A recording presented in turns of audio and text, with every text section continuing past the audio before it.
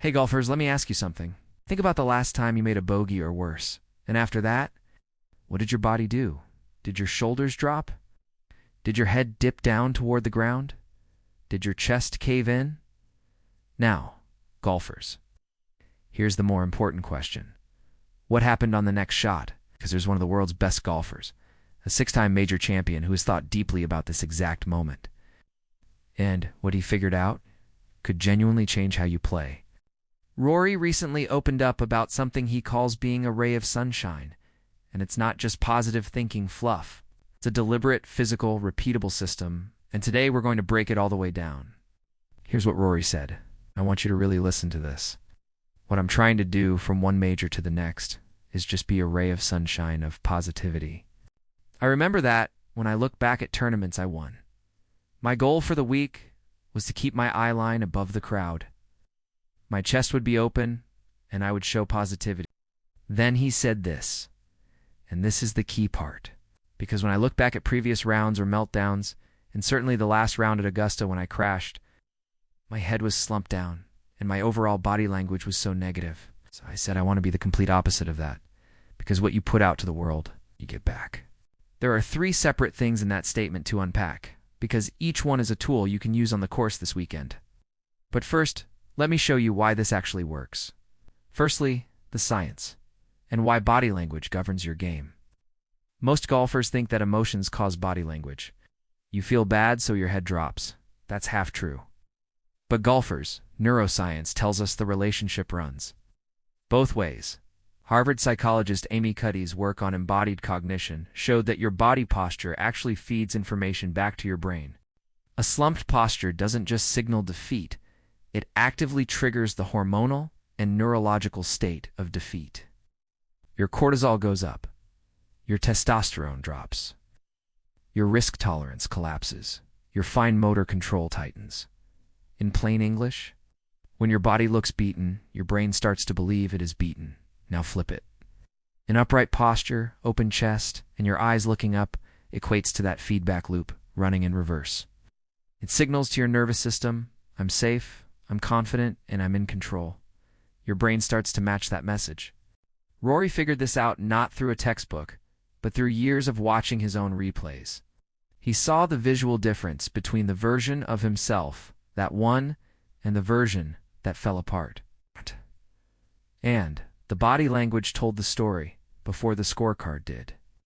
So, when he talks about being a ray of sunshine, it's not a vibe, it's a performance protocol. Okay? Let's look at a couple of tools that Rory uses. Tool number 1, the Eyeline Rule. Rory said he kept his eye line above the crowd. It's so simple it sounds almost too obvious, but think about what it actually does.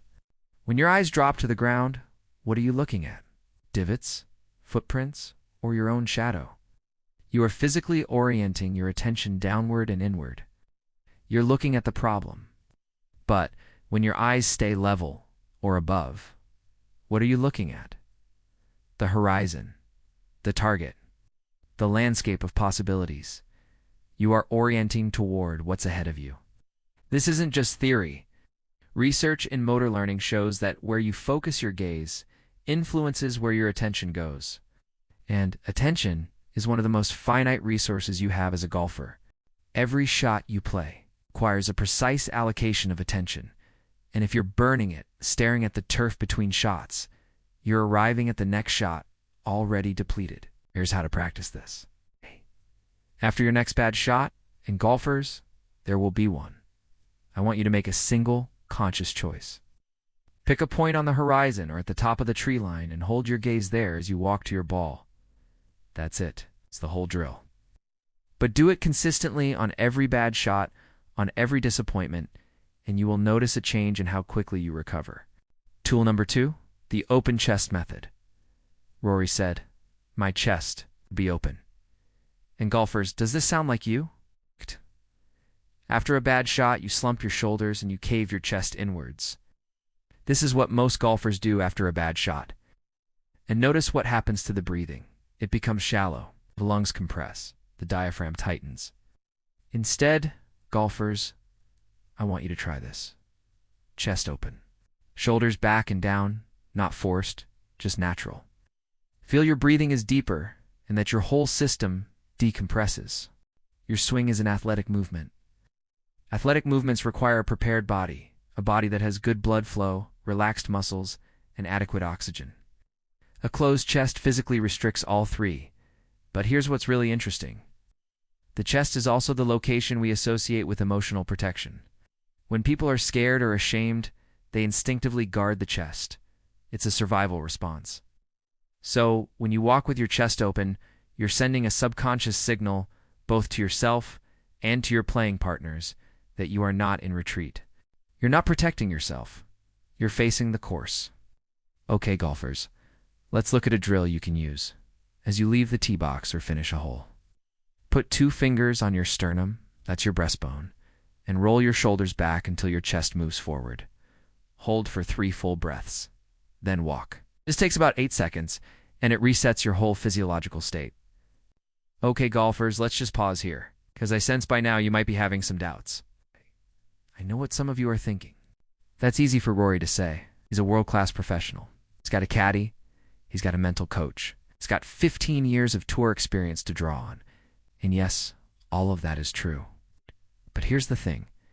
The walk between shots, that 90 seconds between finishing one shot and arriving at the next, that's available to every single golfer on the planet. From a first-year player to a major champion, equal opportunity. Rory's framework boils down to owning that walk. All right, viewers, here's your full between-shot routine drawn directly from what he described.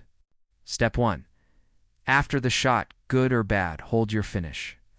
Don't wince. Don't react. Don't drop the club in disgust. 1 breath. Step 2. Pick your eye line. Find a point in the distance above the level of your playing partners and set your gaze there. Step 3. Open your chest, shoulders back and down, sternum forward. Step 4. Walk with purpose. Not rushing, not dragging. Purposeful.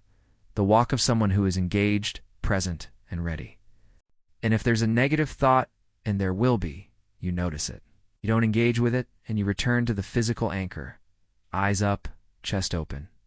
That's the whole system. It sounds simple because it is simple. The difficulty isn't complexity, it's consistency.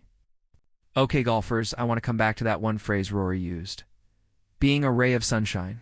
'Cause I think it's the most underrated part of what he said. Now, on the surface, that sounds soft. But think about what a ray of sunshine actually does. It doesn't ask permission to illuminate the room. It doesn't shrink in the presence of clouds. It just radiates continuously, regardless of circumstance. That's a very specific kind of energy to bring to a golf course. Golf is a sport specifically designed to humble you. The course doesn't care about your handicap. The wind doesn't care about your ball flight, and putts don't drop just because you want them to. In over 18 holes, that accumulation of small setbacks, the lip outs, the fat irons, the bad reads, that's where most rounds are lost. Not on one big disaster, but on the slow erosion of mental energy over 4 hours. What Rory is describing is essentially a refusal to be eroded. And his last line is the one that really gets me. What you put out to the world, you get back. That's not just about golf. That's a philosophy. And for golf performance, it maps directly to what we know about the idea of self-fulfilling cycles. Positive body language leads to a more calmer physiology, and that leads to better execution. Better execution leads to more confidence. More confidence leads to more positive body language. The loop runs in both directions. Rory chose to start the loop at the right end. You can too. So here's your challenge for your next round. Don't try to fix your swing. Don't try to manage your emotions. Just try to walk like Rory, eyes up above the crowd, chest open, purpose in every step. Set that as your one goal for the round. Not score, not ball striking. Just walk like someone who is enjoying being on a golf course, regardless of what the card says. And at the end of the round, message me. Tell me what happened. Tell me if it made a difference. I genuinely want to know. If this video helped you think about your game differently, hit the like and subscribe buttons. It helps this content reach other golfers who need it. So golfers, till next time, keep your chest open, keep your eyes up, and remember, what you put out to the world, you get back.